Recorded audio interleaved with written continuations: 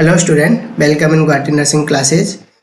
आज हम बात करेंगे रैपिड फायर एमसीक्यू जो हमारा सीरीज चल रहा है फॉर नॉर्सेट और आरआरबी के लिए। तो देखते हैं हमारा फर्स्ट एमसीक्यू क्या है। फर्स्ट एमसीक्यू दिया हुआ है A16 month old infant is being prepare for tetralogy Fallot repair in the nursing assessment which lab value should elect further assessment and require notification of physician. मतलब क्वेश्चन में पूछा गया है कोई 16 मंथ ओल्ड इन्फेंट है, उसको प्रिपेयर करना है टेट्रालजी फेलोट रिपेयर के लिए। तो नर्सिंग असेसमेंट में जो लैब वैल्यू दिया हुआ है उसको कौन सा कंडीशन है जिसको हमें फर्दर असेसमेंट करना है।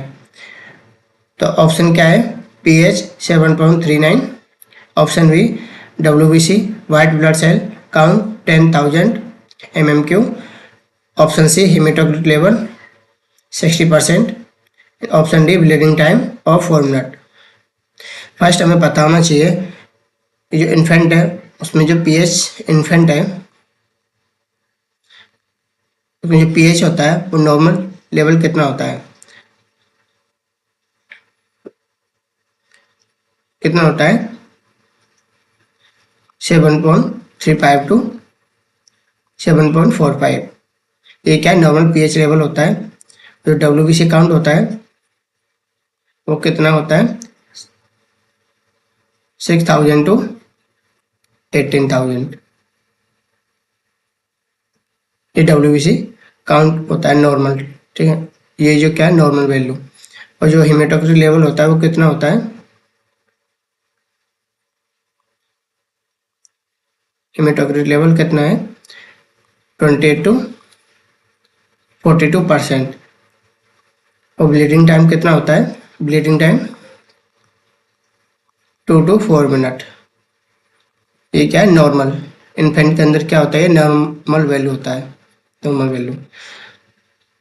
तो हमें पता होना चाहिए इन्फेंट है उसके जो pH लेवल होता है वो कितना होना चाहिए 7.35 टू 7.45।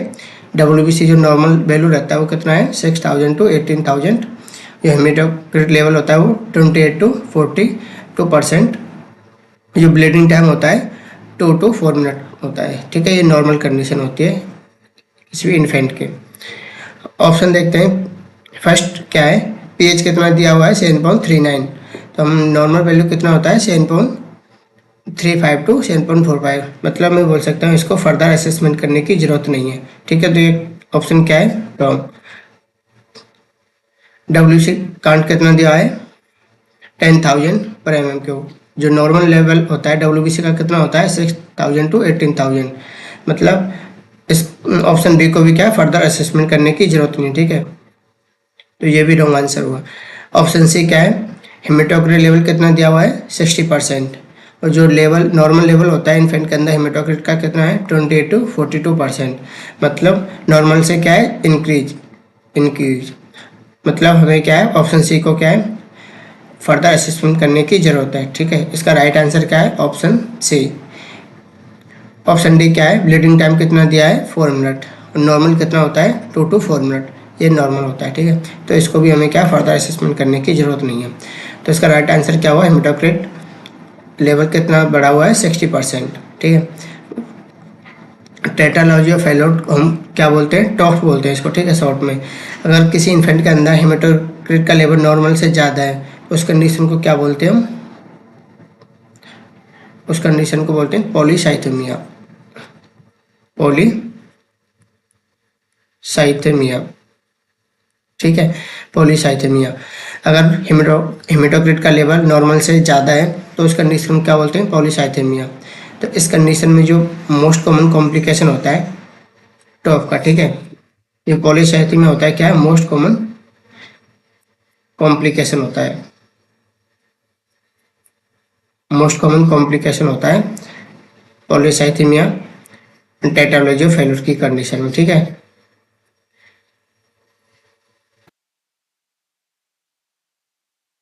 तो इसका राइट आंसर क्या हुआ ऑप्शन सी। नेक्स्ट क्वेश्चन देखते हैं क्या है।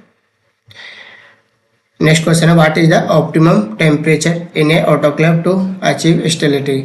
मतलब जो ऑटोक्लेव होता है स्टेरिलिटी के लिए, स्टेरिलाइजेशन के लिए यूज करते हैं, उसका जो टेम्परेचर होता है वो ऑप्टिमम कितना होना चाहिए। तो फर्स्ट हम ऑटोक्लेव की बात करते हैं। जो टेम्परेचर होना चाहिए वो कितना होना चाहिए, 121 डिग्री सेंटीग्रेड फॉर 15 मिनट के लिए, ठीक है, 15 मिनट या 13 मिनट के लिए, ठीक है, या 13 मिनट के लिए। जो ऑटोक्लेव होता है उसमें जो टेम्परेचर होना चाहिए वो कितना होना चाहिए, 121 डिग्री सेंटीग्रेड होना चाहिए, ठीक है। तो ऑप्शन देखते हैं फर्स्ट कि क्या दिया हुआ है, 34 डिग्री सेंटीग्रेड फॉर 13 मिनट। ये तो बहुत कम टेम्परेचर है, ठीक है। ऑप्शन बी क्या है, 60 डिग्री सेंटीग्रेड, तो ये भी रॉन्ग आंसर है। ऑप्शन सी क्या है, 121 डिग्री सेंटीग्रेड फॉर 30 मिनट, ठीक है। तो इसका राइट आंसर क्या हुआ, ऑप्शन सी। ऑप्शन डी क्या है, 27 डिग्री सेंटीग्रेड, इसमें क्या बहुत कम दिया हुआ टेम्परेचर। ऑप्शन सी क्या है, इसका राइट आंसर है, ठीक है। जो ऑटोक्लेव होता है उसका जो टेम्परेचर होना चाहिए कितना होना चाहिए, 121 डिग्री सेंटीग्रेड फॉर 30 मिनट, ठीक है। और इसके प्रेशर पे भी एक क्वेश्चन आता है, इसका जो ऑटोक्लेव होता है उसका जो प्रेशर होता है, प्रेशर कितना होना चाहिए, प्रेशर कितना होना चाहिए ऑटोक्लेव का प्रेशर, 15 पाउंड, ठीक है। ये भी क्वेश्चन पूछा जाता है, जो प्रेशर होता है ऑटोक्लेव का वो कितना होना चाहिए, 15 पाउंड का होना चाहिए, ठीक है। ऑटोक्लेव के बारे में और बात करते हैं। जो ऑटोक्लेव होता है, ऑटोक्लेव, इसको फर्स्ट इंट्रोड्यूस किसने करा था, ये क्वेश्चन भी पूछा जाता है। ये जो ऑटोक्लेव होता है इसको इंट्रोड्यूस किसने किया था, फर्स्ट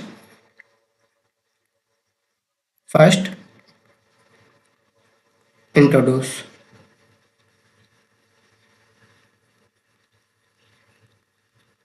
स्टेरिलाइजेशन टेक्निक। इस जो ऑटोक्लेव क्या होता है, एक स्टेरिलाइजेशन टेक्निक होता है, तो उसको फर्स्ट इंट्रोड्यूस किसने किया था, ये क्वेश्चन भी पूछा जाता है, ठीक है। तो ये भी हमें पता होना चाहिए। तो किसने करा था, लुईस पास्चर ने। तो इसका राइट आंसर क्या है, Lewis pasture, Lewis pasture. Lewis pasture ने इसको फर्स्ट इंट्रोड्यूस किया था ऑटोक्लेव को। नेक्स्ट क्वेश्चन देखते हैं। A physician order read administer furosemide oral solution 0.5 ml state furosemide bottle dose in is 10 mg per ml. What dosage of furosemide should the nurse give the infant?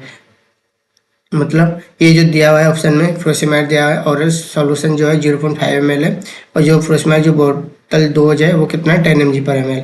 तो infant को nurse dose क्या देगा, ठीक है। तो इसके लिए हमें एक फॉर्मूला पता होना चाहिए।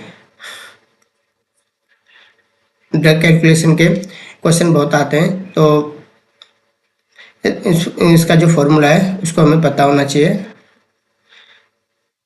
ए क्या, डी अपॉन ए इंटू क्यू, ठीक है, इंटू क्यू। तो डी क्या होता है, डॉक्टर जो प्रिस्क्राइब करता है डोज वो, ठीक है। तो डॉक्टर प्रिस्क्राइब डोज,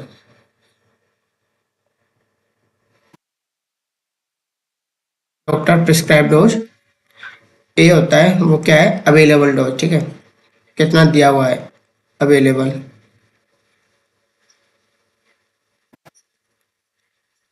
या मैं बोल सकता हूँ इन हैंड जो हमें डोज इन हैंड मिलता है वो डोज, ठीक है, अवेलेबल डोज या इन हैंड डोज। और क्यू क्या होता है, क्वांटिटी, कितनी क्वांटिटी में दिया हुआ है,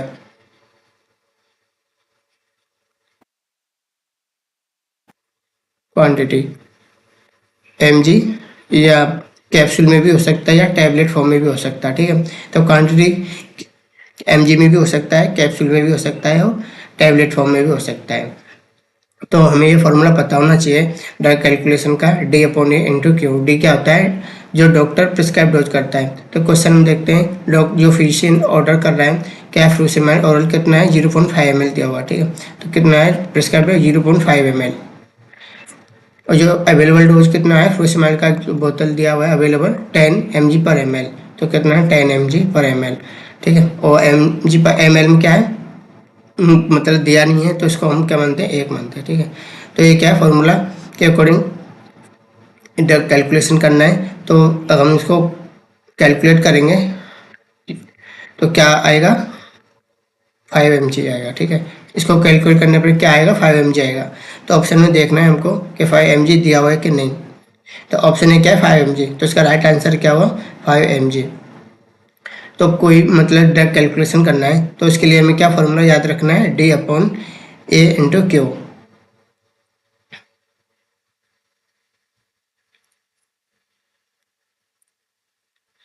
नेक्स्ट क्वेश्चन क्या है, which of the following is not a chemical disinfection. ठीक है, तो हम क्या पूछा गया है, इनमें से कौन सा केमिकल डिसइंफेक्शन नहीं है। ठीक है, तो ऑप्शन बी क्या है, option A glutaraldehyde, option B Lysol, option C isopropyl alcohol और ऑप्शन डी क्या है एथिलीन ऑक्साइड। ठीक है, तो ऑप्शन क्या है आगे पीछे रखा है, तो ऑप्शन ए हमें क्या है, ये ऑप्शन ए हो, ऑप्शन बी मानना है, option C and option D. ठीक है, तो ऑप्शन ए क्या है लाइसोल, ऑप्शन बी क्या है ग्लूटाल्डिहाइड एंड ऑप्शन सी क्या है एथिलीन ऑक्साइड, ऑप्शन डी क्या है आइसोप्रोपाइल अल्कोहल। ठीक है, फर्स्ट वन बात करें, जो ये होता है लाइसोल क्या होता है, केमिकल डिसइंफेक्शन होता है। ठीक है, केमिकल होता है। ठीक है, केमिकल डिसइंफेक्शन होता है। ठीक है, केमिकल डिसइंफेक्शन होता है। ठीक है, जो ग्लूटाल्डिहाइड क्या होता है, ये भी क्या होता है केमिकल डिसइंफेक्शन होता है। ठीक है, ये भी सेम होता है केमिकल डिसइंफेक्ट। और ऑप्शन डी क्या है आइसोप्रोपाइल अल्कोहल, ये भी क्या होता है केमिकल डिसइंफेक्ट होता है। ठीक है, जो एथिलीन ऑक्साइड है ये क्या है गैस होता है। जो एथिलीन ऑक्साइड क्या होता है,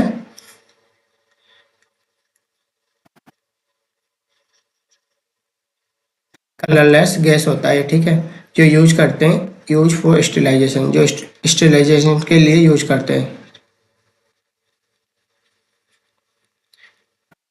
जो एथिलीन ऑक्साइड क्या होता है गैस होता है, जो स्टेरिलाइजेशन के लिए यूज करते हैं ऑफ हीट एंड मॉइस्चर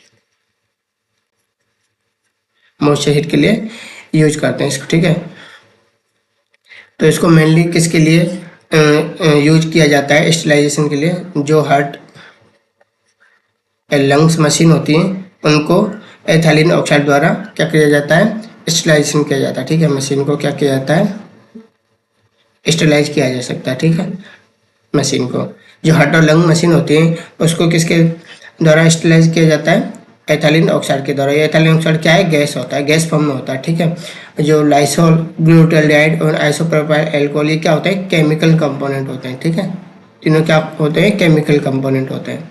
तो इसका राइट आंसर क्या है ऑप्शन सी एथिलीन ऑक्साइड, ये क्या है गैस फॉर्म में।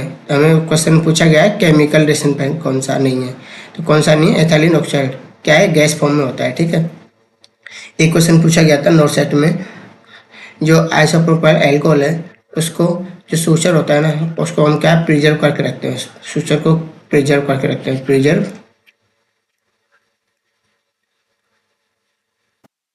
जो सूचर होता है उसको प्रिजर्व करके रखते हैं। ठीक है, तो ये आइसो किस में करके रखते हैं आइसोप्रोपाइल अल्कोहल में सूचर को प्रिजर्व करके रखते हैं। जो ग्लूटाल्डिहाइड होता है उसको क्या बोलते हैं 2% साइड एक्स भी बोलते हैं इसको। ठीक है, 2% साइड एक्स जो किसके लिए यूज करते हैं इसको, जो भी स्कोप होता है एंडोस्कोप हुआ या सिस्टोस्कोप हुआ या ब्रोंकोस्कोप हुआ। ठीक है, तो इनको स्टेरिलाइज किया जाता है, जो भी स्कोप होते हैं जैसे एंडोस्कोप हुआ। ठीक है, ब्रोंकोस्कोप हुआ, जितने भी स्कोप होते हैं उनको क्या 2% साइड एक्स या मैं बोल सकता हूँ ग्लूटाल्डिहाइड से क्या करते हैं स्टेरिलाइज करते हैं। ठीक है, स्टेरिलाइजेशन करते हैं।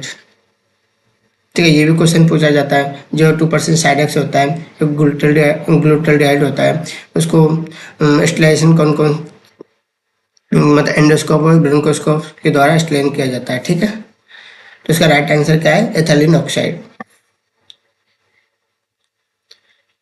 नेक्स्ट क्वेश्चन क्या है, a newborn infant is exhibiting sign of respiratory distress, which of the following should the nurse recognize is the earliest clinical sign of respiratory distress। मतलब कोई इन्फेंट है, न्यूबॉर्न इन्फेंट है, उसका जो रेस्पिरेटरी डिस्ट्रेस कंडीशन में earliest क्या sign होगा, ठीक है, तो ये पूछा गया है। तो ऑप्शन क्या है, cyanosis, option A cyanosis, option B increase respiration, option C external and subcostal retraction, option D decrease respiration. तो हमें पता होना चाहिए कि जो रेस्पिरेटरी डिस्ट्रेस कंडीशन होती है उसमें जो अर्ली साइन होता है, साइनोसिस क्या होता है, लेट साइन होता है, ठीक है। जो रेस्पिरेटरी डिस्ट्रेस कंडीशन में किसी न्यूबॉर्न में जो साइनोसिस होता है वो क्या कब देखने को मिलता है, लेट देखने को मिलता है, ठीक है। तो ये क्या लेट साइन होता है। जो इनकी रेस्पिरेशन होता है, जो न्यूबॉर्न होता है उसमें जो रेस्पिरेशन पैटर्न होता है वह कैसा होता है, रैपिड, इरेगुलर,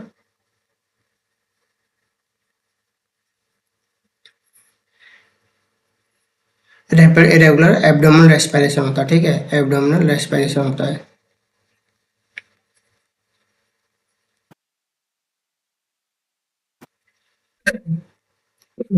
जो न्यूबॉर्न होता है उसमें जो रेस्पिरेटरी पैटर्न होता है वो कैसा होता है, रैपिड इरेगुलर एब्डोमिनल रेस्पिरेशन होता है, जो कितना होता है 30 to 60 ब्रीथ पर मिनट, ठीक है, ब्रीथ पर मिनट। तो इनकी रेस्पिरेशन देखने को नहीं मिलता। कौन सा रेस्पिरेशन होता है, रैपिड इरेगुलर एब्डोमिनल रेस्पिरेशन होता है, ठीक है। तो ऑप्शन बी भी क्या रहा, sternal subcostal retraction, option D क्या, डिक्की रेस्पिरेशन। अगर किसी भी इन्फेंट का पहले से ही क्या रेस्पिरेटरी डिस्ट्रेस की कंडीशन हो रखी है और उसका रेस्पिरेशन और भी डिक्रीज होता है तो वो क्या इंडिकेट करता है, रेस्पिरेटरी फेलियर, ठीक है, इंडिकेट क्या करता है, रेस्पिरेशन फेलियर, रेस्पिरेटरी फेलियर को इंडिकेट करता है, ठीक है। रेस्पिरेटरी क्या करता है, क्योंकि पहले ही रेस्पिरेटरी डिस्ट्रेस की कंडीशन हो रही है, पहले उसको रेस्पिरेशन प्रॉब्लम हो रखा है और उसी कंडीशन में उसका रेस्पिरेशन डिक्रीज होता है तो वो क्या इंडिकेट करेगा, रेस्पिरेटरी फेलियर को इंडिकेट करेगा, ठीक है। तो ऑप्शन डी क्या इसका रॉन्ग आंसर। तो इसका राइट आंसर क्या है, option C, sternal subcostal retraction. Newborn के अंदर रेस्पिरेटरी डिस्ट्रेस की कंडीशन में क्या होता है, अर्ली साइन होता है, ठीक है। तो देखते हैं जो स्टर्नल सबकोस्टल रिट्रैक्शन होता है वो क्या है। इस कंडीशन में क्या होता है, जो एब्डोमेन होता है वो क्या है, जो न्यूबॉर्न होता है उसका जो डायफ्राम और एक्सेसरी मसल्स होता है, जो रेस्पिरेशन मसल्स होते हैं वो क्या बी क्या इमेच्योर होते हैं। मतलब मैं बोल सकता हूँ diaphragm and abdomen muscles,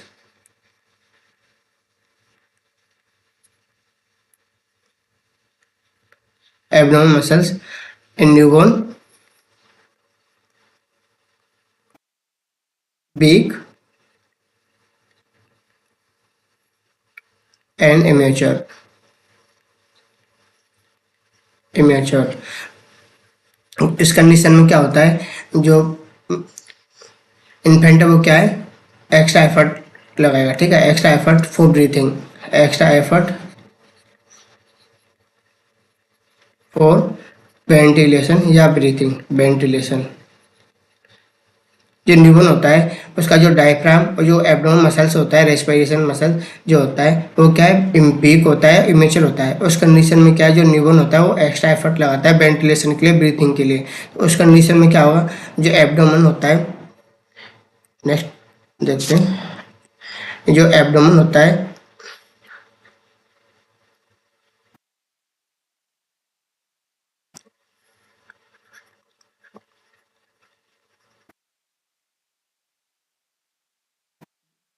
abdomen होता है pull in below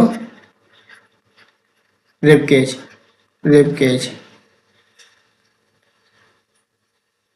rib cage. मतलब जो रिब केज होता है न्यूबॉर्न का, उसका जो एब्डोमेन होता है वो क्या, एब्डोमेन नीचे की तरफ पुल हो जाता है in below the rib cage. जो रिब केज होता है उसके नीचे की तरफ क्या एब्डोमेन पुल हो जाता है, और जो स्टर्नम होता है, स्टर्नम होता है वो क्या है, मूव हो जाता है inside, move inside during breathing, during breathing, ठीक है। मतलब जो न्यूबॉर्न होता है उसका जो डायफ्राम और एब्डोमेन मसल्स होता है वो क्या वीक होता है, वीक होने की वजह से जो इन्फेंट एक्स्ट्रा एफर्ट लगाएगा ब्रीथिंग के लिए, तो उस कंडीशन में जो एब्डोमेन होता है जो रिब केज के बिलो हो जाता है, जो होता है वो क्या है, इनसाइड मूव हो जाता है, ठीक है, इनसाइड मूव ड्यूरिंग ब्रीथिंग के दौरान। तो उस कंडीशन को क्या बोलते हैं, एक्सटर्नल एंड सब कोस्टल रिट्रैक्शन। तो उस कंडीशन क्या बोलते हैं, एक्सटर्नल एंड सब कोस्टल रिस्ट्रिक्शन, सब कोस्टल रिट्रैक्शन। जो क्या होता है, अर्ली साइन होता है, ठीक है, क्या होता है, अर्ली साइन होता है रेस्पिरेटरी डिस्ट्रेस की कंडीशन में। जो न्यूबॉर्न के अंदर अर्ली साइन होता है रेस्पिरेटरी डिस्ट्रेस की कंडीशन में। इसका राइट आंसर क्या हुआ, ऑप्शन सी। नेक्स्ट क्वेश्चन देखते हैं। Assessment of newborn for Apgar scoring include observation for, मतलब जो असेसमेंट करना है न्यूबॉर्न को एवगार स्कोरिंग के लिए तो क्या ऑब्जर्वेशन करेंगे, ठीक है। तो जो एवगार स्कोर होता है वो हम कब यूज करते हैं, after birth, after birth use करते हैं, ठीक है। तो कौन कौन से ऑब्जर्व असेसमेंट करना है, कौन कौन सा ऑब्जर्वेशन करना है एवगार स्कोरिंग के तो न्यूबॉर्न के अंदर, वो देखते हैं। ऑप्शन क्या है, pupil response, option B respiratory rate, option C heart rate and option D Babinski reflex, ठीक है। तो एवगार स्कोर में थोड़ा गो थ्रू कर लेते हैं कि क्या होता है। तो मैंने बताया एवगार स्कोर होता है वो आफ्टर बर्थ यूज करते हैं, कब, 1 और 5 मिनट, ठीक है। जब बेबी का बर्थ हो जाता है, न्यूबॉर्न का जो बर्थ होता है तो उसको आफ्टर बर्थ कब करते हैं, 1 मिनट और 5 मिनट में इसको यूज करते हैं, ठीक। तो एवगार स्कोर को कौन कौन से कंपोनेंट है जो हमें याद रखना है।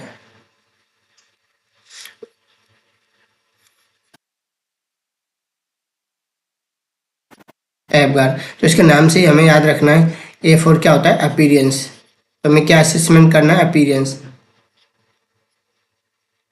तब अपीयरेंस में क्या देखना है कि जो न्यूबॉर्न है उसका बॉडी क्या है, साइनोसिस या सेंट्रल साइनोसिस है या नॉर्मल कंडीशन में पिंकिश कलर का है, तो ये सब देखना होता है, ठीक है, अपीयरेंस के अंदर। और जो पी क्या होता है, pulse,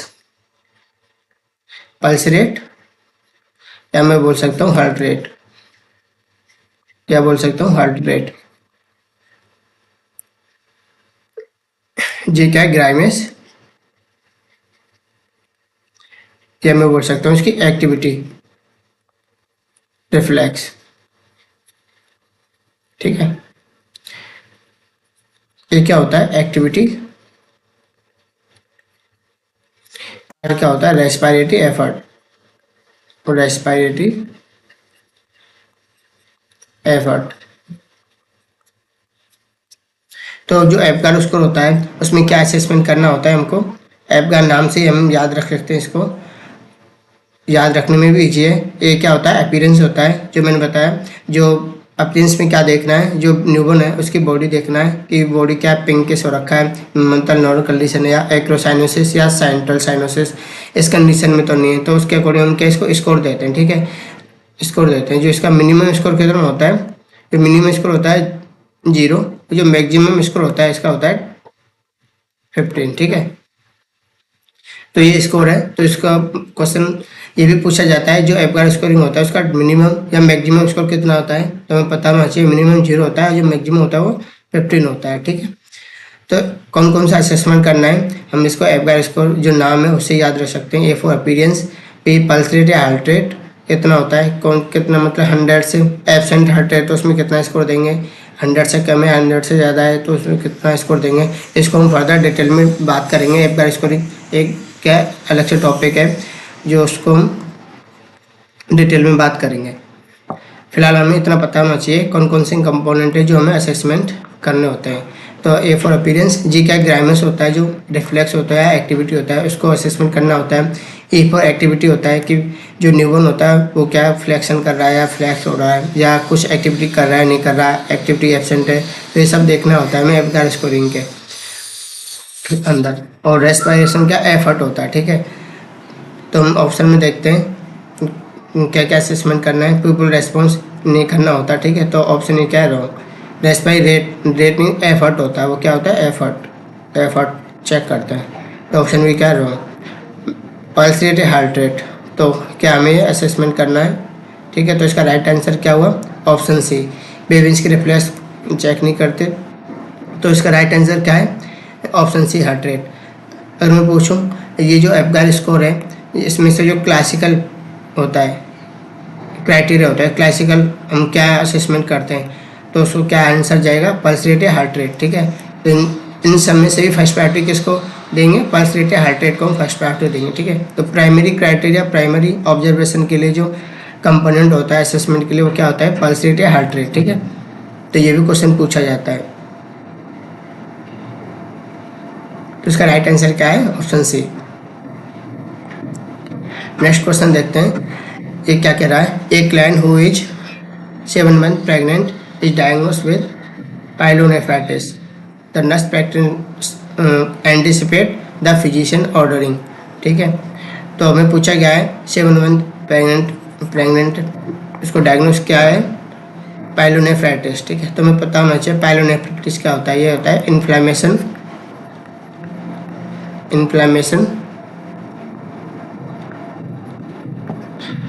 of kidney, inflammation of kidney due to bacterial infection. किसी भी बैक्टीरियल इन्फेक्शन के थ्रू जो किडनी में इन्फेक्शन होता है, इन्फ्लेमेशन होता है, तो उसको बोलते हैं पाइलोनेफ्राइटिस। ठीक है, तो उसमें फिजिशियन जो नर्स एंटिसिपेट क्या करेगा, जो फिजिशियन ने ऑर्डर करा। ठीक है, वो देखते हैं। तो ऑप्शन क्या है, ऑक्सीटोसिन, ऑप्शन बी क्या है, मैग्नीशियम सल्फेट, ऑप्शन सी क्या है, एम्बिसिलिन, ऑप्शन डी क्या है, टेट्रासाइक्लिन। फर्स्ट देखते हैं, ऑक्सीटोसिन होता है वो क्या है, ये यूट्राइन कॉन्ट्रैक्शन स्टिमुलेट होता है। तो stimulate uterine contraction, uterine contraction, uterine contraction. ठीक है, जो ऑक्सीटोसिन किसके लिए होता है, ये यूटेराइन कॉन्ट्रैक्शन के लिए, इसको स्टिमुलेट करने के लिए होता है। ठीक है, तो इसका तो बैक्टीरियल इन्फेक्शन से कोई लेना देना नहीं है, तो ऑप्शन क्या है, रॉन्ग। मैग्नीशियम सल्फेट जिसको हम MgSO4 बोलते हैं, ये क्या होता है, ये होता है CNS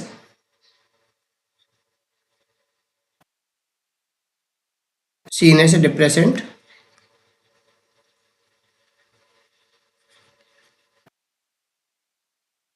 एंड एंटी कन्वर्जेंट। ठीक है, anti convergent.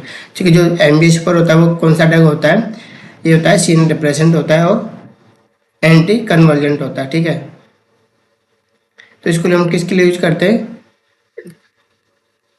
Treatment of pre eclampsia. जो प्री एक्लेम्सिया कंडीशन होती है उस कंडीशन में हम यूज करते हैं इसको। ठीक है, इसको ड्रग ऑफ चॉइस भी बोलते हैं इसको। ठीक है, जो प्री एक्लेम्सिया की ड्रग ऑफ चॉइस क्या होता है, मतलब MgSO4 क्या है, प्री एक्लेम्सिया की ड्रग ऑफ चॉइस होती है। ठीक है, जो MgSO4 होता है उसको CNS डिप्रेसेंट और एंटी कन्वर्जेंट ड्रग होता है जो प्री एक्लेम्सिया के लिए यूज करते हैं। तो ये ऑप्शन भी क्या है, wrong answer, एम्बिसिलिन and tetracycline.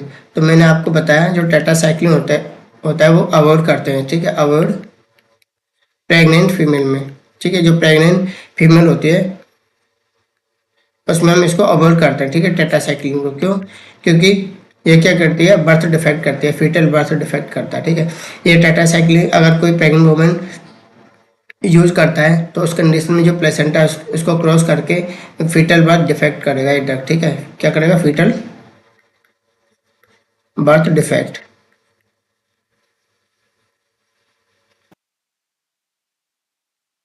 Fetal birth defect करता है। ठीक है, तो ये क्या है, जो प्रेग्नेंट फीमेल होती है उसमें क्या अवॉइड करते हैं। ठीक है, टेट्रासाइक्लिन। तो हमें क्या दिया है, जो प्रेग्नेंट फीमेल दिया हुआ है 7 month का, तो उसको हम टेट्रासाइक्लिन यूज नहीं करेंगे। तो ये ऑप्शन डी क्या है, रॉन्ग आंसर। उसका राइट आंसर क्या है, ऑप्शन सी, एम्पिसिलिन। ये क्या है, एंटीबायोटिक होता है। ठीक है, एंटीबायोटिक होता है, एंटीबायोटिक होता है। तो इसको हम यूज करते हैं बैक्टीरियल इन्फेक्शन के लिए। तो पाइलोनेफ्राइटिस क्या था, ये बैक्टीरियल इन्फेक्शन था जो इन्फ्लेमेशन था किडनी का। उसको ट्रीट करने के लिए हम क्या यूज, कौन सी ड्रग यूज करेंगे, एम्पिसिलिन यूज करेंगे। ठीक है, तो इसका राइट आंसर क्या है, ऑप्शन सी। नेक्स्ट क्वेश्चन देखते हैं, एक client was prescribe a major tranquilliser 2 months ago. 1 month ago she was placed benzotropine. What should indicate benzotropine therapy is effective? तो हमें पता होना चाहिए जो मेजर ट्रैंक्विलाइजर ड्रग होती है उनको और क्या बोलते हैं, एंटी साइकोटिक ड्रग बोलते हैं, ठीक है, anti psychotic drug, anti psychotic drug होती है, ठीक है। जो मेजर ट्रैंक्विलाइजर ड्रग को क्या बोलते हैं, एंटी साइकोटिक ड्रग बोलते हैं, या इसको बोलते हैं न्यूरोलेप्टिक, न्यूरो न्यूरोलेप्टिक ड्रग भी बोलते हैं इसको, ठीक है। मेजर ट्रैंक्विलाइजर ड्रग 1 मंथ एगो, मतलब बेंजोटाइपिन चल रहा है किसी क्लाइंट को, तो क्या इंडिकेट करेगा, जो बेंजोटाइपिन जो थेरेपी चल रहा है वो क्या इफेक्टिव करेगा, ठीक है। तो ऑप्शन देखते हैं, smooth coordinated voluntary movement, option B tremor, option C rigidity in, option D क्या मसल्स वीकनेस। तो इसके बारे में बात करते हैं। बेंजोटाइपिन जो ड्रग होता है वो क्या ड्रग ऑफ चॉइस होता है, किसका, ईपीएस का, ईपीएस का। ईपीएस क्या होता है, एक्स्ट्रा पिरामिडल साइड इफेक्ट होता है, क्या होता है, extra pyramidal side effect, side effect मतलब अगर कोई क्लाइंट बेंजोटाइपिन या एंटी साइकोटिक ड्रग यूज कर रहा है, जो एंटी साइकोटिक ड्रग होता है इसका मोस्ट कॉमन साइड इफेक्ट क्या होता है, ईपीएस, ठीक है। एंटी साइकोटिक ड्रग का जो मोस्ट कॉमन साइड इफेक्ट क्या होता है, ईपीएस होता है। जो मोस्ट कॉमन साइड इफेक्ट होता है ईपीएस होता है, ठीक है। ईपीएस, ईपीएस क्या है, एक्स्ट्रा पिरामिडल साइड इफेक्ट होता है। और जो ईपीएस को ट्रीट करने के लिए जो ड्रग ऑफ चॉइस यूज करते हैं वो कौन सी है, बेंजोटाइपिन, ठीक है। बेंजोटाइपिन इसकी ड्रग ऑफ चॉइस होती है। ड्रग ऑफ चॉइस क्या होती है, बेंजोटाइपिन, बेंजोटाइपिन इसकी ड्रग ऑफ चॉइस होती है। तो इस कंडीशन में, एपीएस की कंडीशन में अगर कोई एंटी साइकोटिक ड्रग वाली कंडीशन में क्लाइंट कोई anti psychotic drug therapy use कर रहा है तो उसका क्या इफेक्टिव रहेगा, मतलब मैं बोल सकता हूँ जो भी ईपीएस की साइड इफेक्ट है वो क्या होंगे, रिड्यूस होंगे, ठीक है। ईपीएस के जो साइड इफेक्ट है वो क्या होंगे, कम होंगे, ठीक है। क्योंकि तभी तो हम बोल सकते हैं कि बेंजोटाइपिन थेरेपी इफेक्टिव काम कर रहा है अपना। तो जो भी साइन सिम्टम है ईपीएस के वो क्या कम होंगे। तो हम देखते हैं ईपीएस के साइन सिम्टम क्या क्या होते हैं। फर्स्ट, ईपीएस के side effect,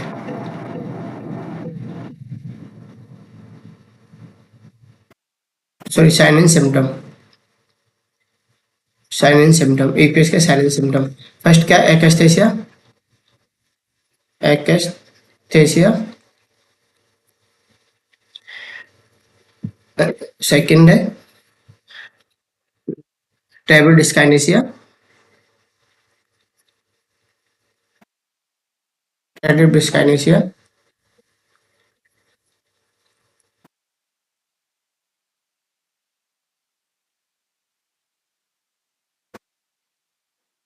neuroleptic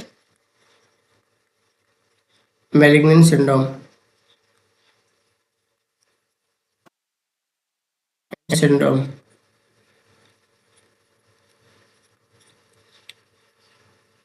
and fourth है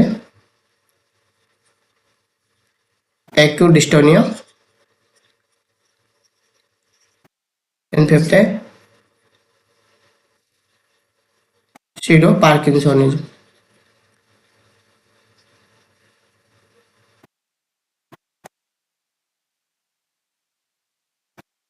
सीडो पार्किंसोनिज्म, ठीक है।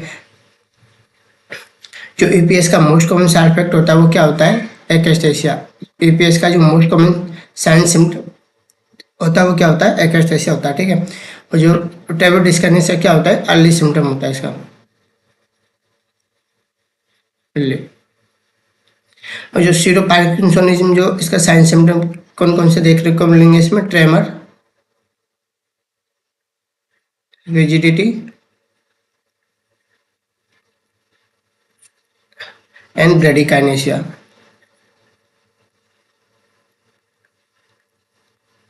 एक ये क्या होता है, सीडो पार्किंसोनिज्म जो साइड इफेक्ट होता है उसका जो साइन सिम्टम होता है वो क्लासिकल साइन सिम्टम होते हैं, ठीक है। इसके अंदर तो क्या देखने को मिलता है, ट्रेमर, रिजिडिटी एंड ब्रेडिकाइनेसिया। ये क्या होता है, एपीएस के साइन सिम्टम होते हैं, ठीक है।